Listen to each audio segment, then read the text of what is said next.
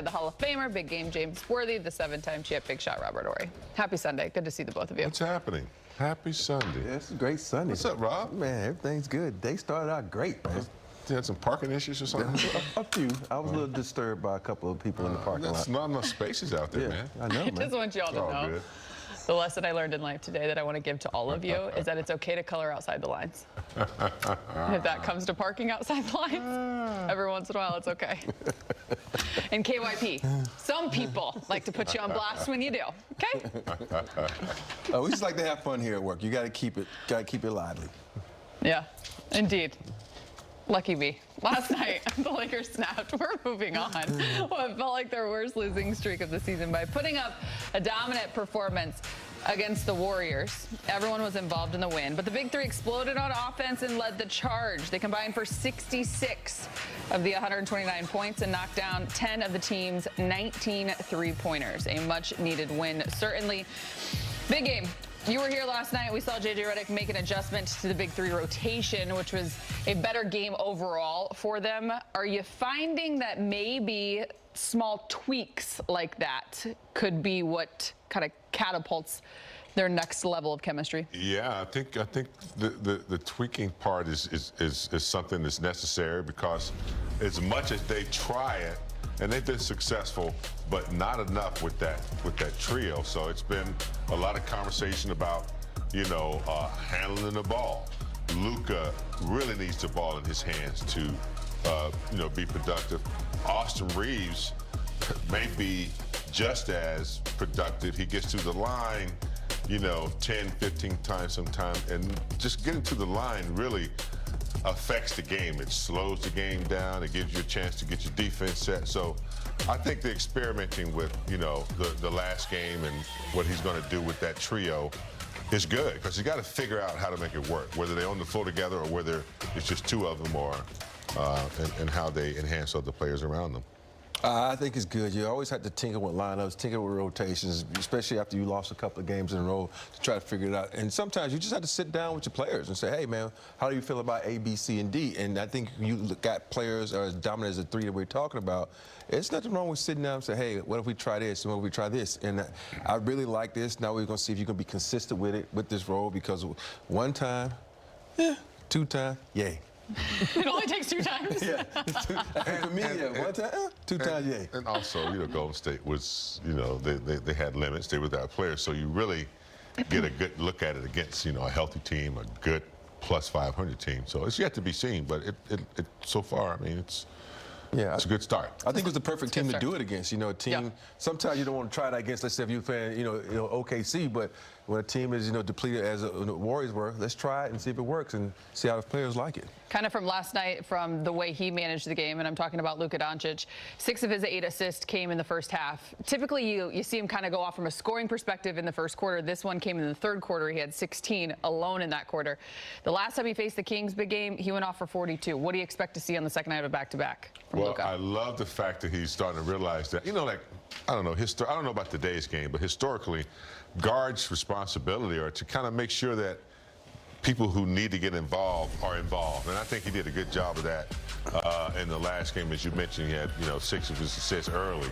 And because Luka can always get his. He can get it in the first quarter. He can get it in the fourth quarter. So I think he's really, wising up to make sure he gets 8, when Rui comes back, allowing Austin to handle the ball some. So I think that's a smart move on his part. I love that, because you got to think about all the great players who played this game. They set the table. No matter what position you're in, you set the table. And once you set the table, it makes it easier for you, because now people are like, oh, my guy's hot. I can't leave him. Because there's not a player out there when your guy starts scoring and you're like, well, I ain't helping out because I look bad because my player is scoring. So I think with Luke, if he's able to do that, then he can go out and get his, and everybody on the defensive end is like, okay, what do we do now? Because they want to know who to guard. It also assures you that you don't lose somebody. Like, you don't lose 8 for 0 points or 2 points, or Rui for 3 shots. Because sometimes if they're not like you say, you just want to touch it sometimes. Sometimes players get lost. They don't know how to go get offensive rebounds yet. And that's, you know. That's one thing I really love about playing in the triangle, because when Phil would feel that, he would say 4 pass, and we would run a play 4 pass. You cannot shoot the ball until you run a pass it 4 times. Everybody got involved, and even though we know Kobe and Shaq was going to take the majority of the shot, we felt engaged and we were able to play a little bit better. Oh, that's interesting. Could you imagine doing that today? They'd be like, they do it now. It's just dribble weave. Just the same, essentially. Look for the weakest link, come set a pick. But the game is designed, or it always has been. The offense, if you run it properly, the defense is going to have to give you something at some point. So that's why I like the 4-pass thing. Do you remember the old medicine ball days? Oh, yeah. Yeah. You played with the medicine ball? No. You never practiced with a medicine ball? No. It's a ball you can't dribble. You can only pass. It's heavy. And coaches, when you dribble too much, hit that medicine ball. And it's a big, heavy leather ball, and you just pass, and that's all you could do. Ours was get on the line. You didn't pass. They didn't even give us a chance. Did that too. From Luka to Austin. The last time, it feels like forever ago, but the last time Austin Reeves faced the Sacramento Kings, you have to go back to October, without Luka, without LeBron, 51. I think in totality, when you just think of where Austin started from being undrafted to a moment and where he is with his game now, isn't it? Hey, when he has the freedom and he's the one, when he's Neo out there, he's amazing. And his ability to just control the game with the dribble and the shot, and also a good passer. You want to see more of it, but we're just loaded offensively, and he doesn't get the opportunities. But I'm sure he could get, what do you have, 51? 51. I'm sure he could get, a bunch of 40s if he wanted to, if he had the opportunity. Hey, it's always amazing. Your career high always comes when someone that usually scores a lot is not playing.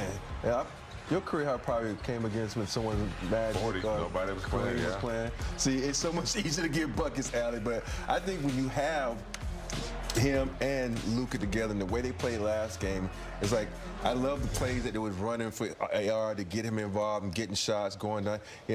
To me, when you get more people involved in the offense and not just dribble weave, because everybody in the league does that, it makes it difficult for the other team to guard, especially with AR. He's one of the most craftiest guys in the game. And I probably, if they did a list of the best players that would in the NBA that went undrafted, he's probably at the top of that list. Top of the list or a part of? Probably top of that list. Probably top 3. Okay. But you got still he still got more room to work, so he's probably gonna move at the #1 by the time he ends his career.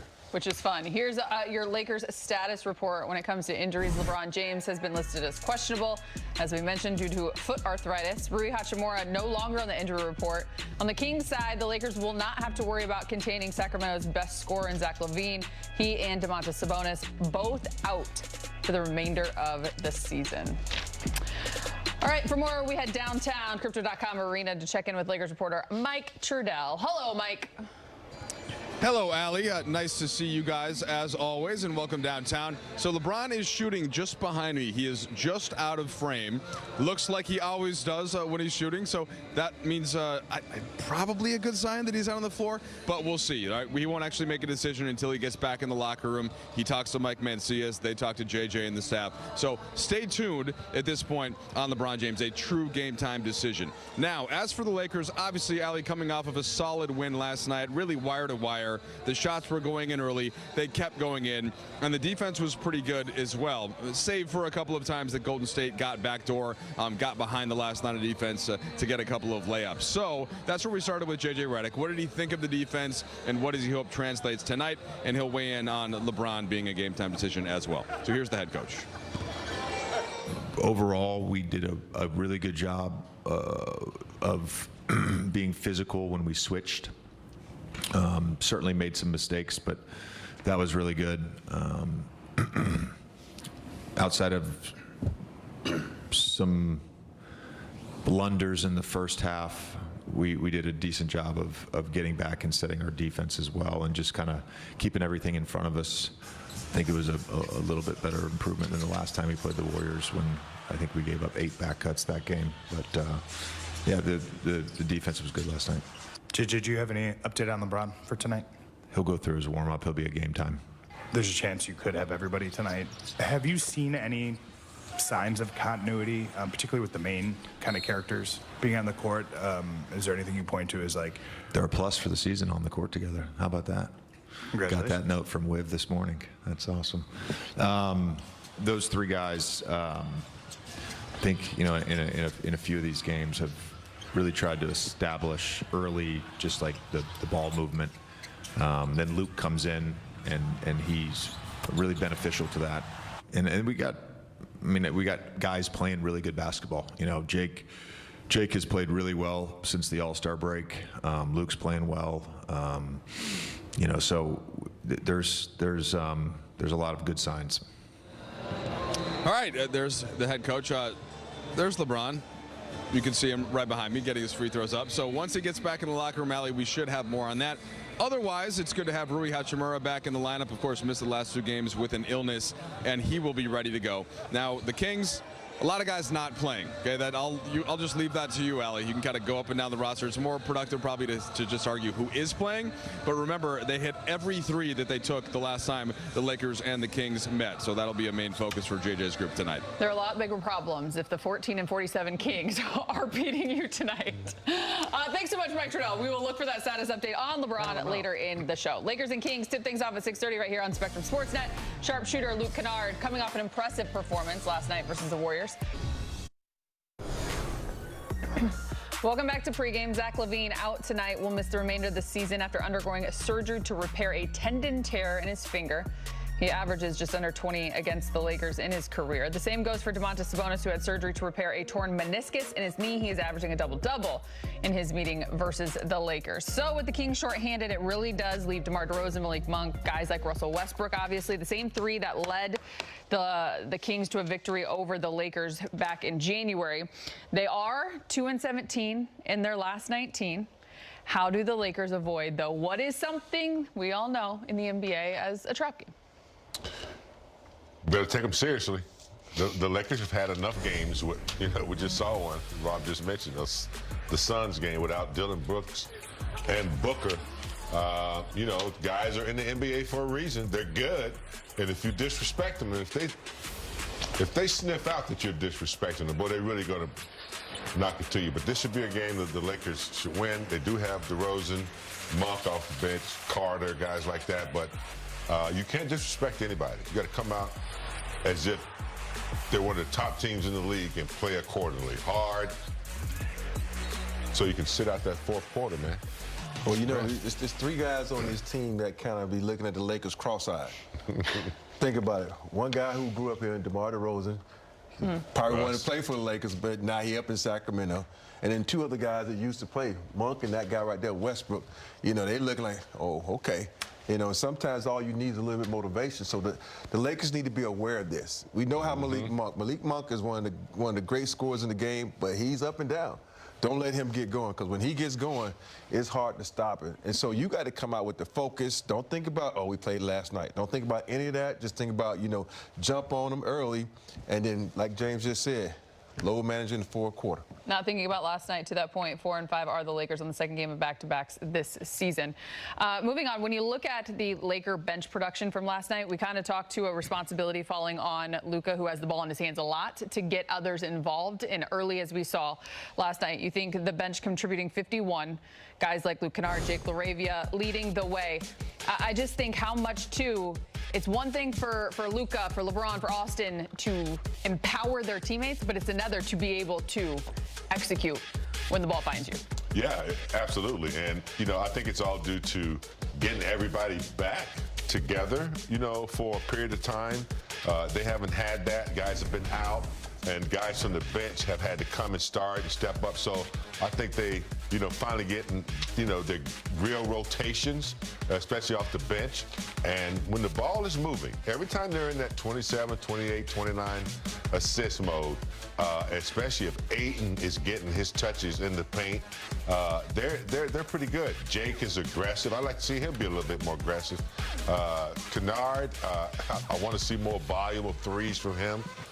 So, yeah, the bench is going to have to sustain or, regain whatever the starters do. So, yeah, it's critical. You look around the NBA, the bench is it's critical, Rob. But yeah, when you look at the Lakers bench, there's not really one player over there that can create his own shot. You think about what AR, Luka, and LeBron can do. They can create their own shot. So you really have to set the table for most of these guys, especially the guy who's on the screen now, Luke Kennard, because we see how good he is from shooting the three. We see how when LaRaver's involved, he's engaged, he plays better defense, he's active, he's getting steals, he's diving on the floor. So you have to be able to set the table for these other people, because if they don't eat, it's going to make it different for you, because everybody knows that it's all about three guys, and then they can help defense. So you got to make it about all the five guys on the floor at all times. And including in those five guys, just in LeBron James will play tonight. What's our tracker at for the big three?